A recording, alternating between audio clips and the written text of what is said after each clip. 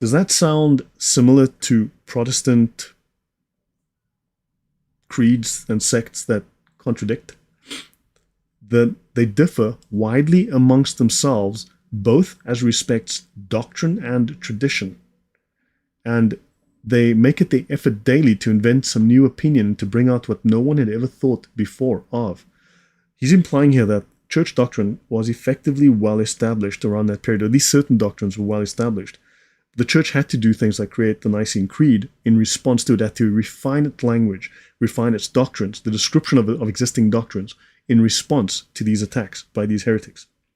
So, but there was an established universal church. Historical Christianity, welcome, Anne E. So, guys, no squabbling in the chat. James, and just relax for a moment. Okay, so guys, chill in the chat. Okay.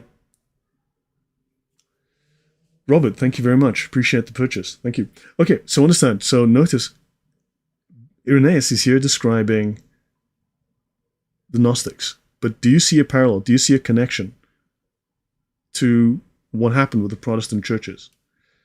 Okay, guys, let's stay on topic. Okay, Janice, everyone, let's just stay on topic, please. Let's just remain on topic. Otherwise, just time these guys out. I mean, guys, I don't want to offend anyone here, but you're off topic and you're starting to disrupt the conversation. So now, Nicaea and Athanasius versus Arius. My source here is Britannica, right? Arius' position appeared to safeguard a strict monotheism, and Islam is a strict monotheism too, oddly enough. And he offered an interpretation of the language of the New Testament specifically related to the word son, the son, that conformed to general usage and meaning, to common usage and meaning. So not in the divine sense, but strictly in the earthly sense. The weakness was that because Jesus was capable of suffering as a human, because God became man. Remember, the idea was within the pagan world that man became God. For the very first time, this was reversed. God actually came down to earth as a man, right? And so the weakness was because Jesus could suffer as a human, it was very difficult to understand how Jesus could be fully divine. And this weakness of God, how could he be so weak and yet also bring redemption to mankind? Muslims make the very same argument today, and they get this from the Arians. This is an idea they get from Arius. So in many ways, Muslims are influenced by or founded upon Arian ideas.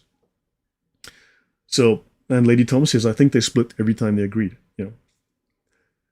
So yeah, Islam claims to be monotheistic, yet the Quran is not created. I know it's a whole bunch of Islam is Gnostic. It's just contradictions. It's a mishmash of a bunch of things.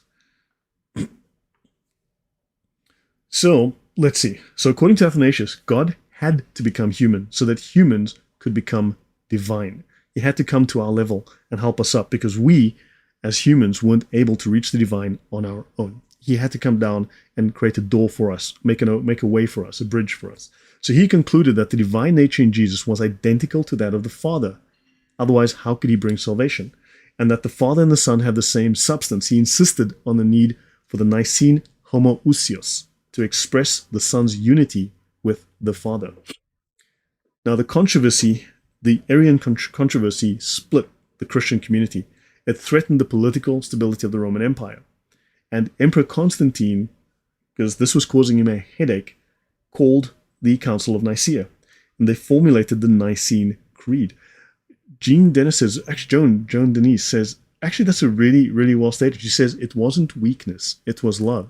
It wasn't Jesus' weakness, it was love. It was willing to sacrifice yourself out of love. And that's a really beautifully said, very well said, thank you. So Constantine, according to they formulated the Nicene Creed, and they affirmed the Athanasian position, not the Arian position. So according to the biographer of Constantine, Eusebius of Caesarea, he wanted a harmony between the two sides by suggesting the use of the word homoousios, except this was not accepted by all.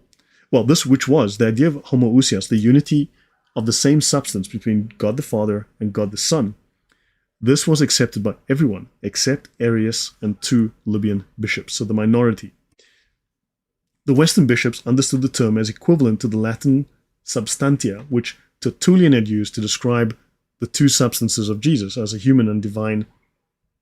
So the Nicene Creed states that Jesus is eternally begotten of the Father, God from God, light from light, true God from true God, begotten, not made, one in being with the Father.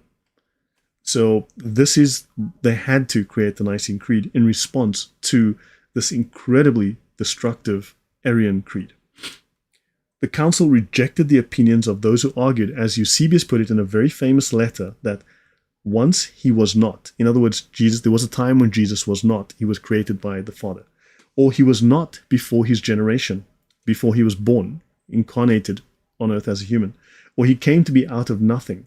Or he, the Son of God, is of a different hypostasis or ousia, Greek essence, or that he is a creature, or changeable, or mutable.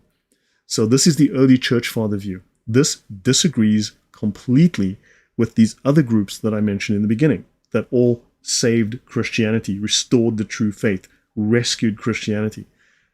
They have views that conflict and contradict with this. Do we go with the 1891 view, or do we go with the first, second, and third century views? I'd say we have to go with the first, second, and third century views, which are closer to the original source.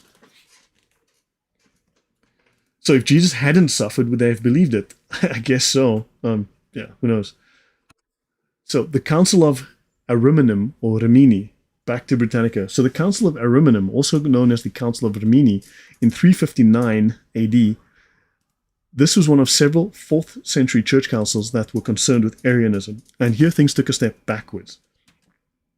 It was called the Pro-Arian, so this was called by the Pro-Arian Roman Emperor Constantinus II. Pardon me, I believe he's the son of Constantine. And this was held in Rimini, Italy. There were 400 bishops of the Western Roman Empire, with the Eastern bishops simultaneously meeting at Seleucia, now Turkey, right?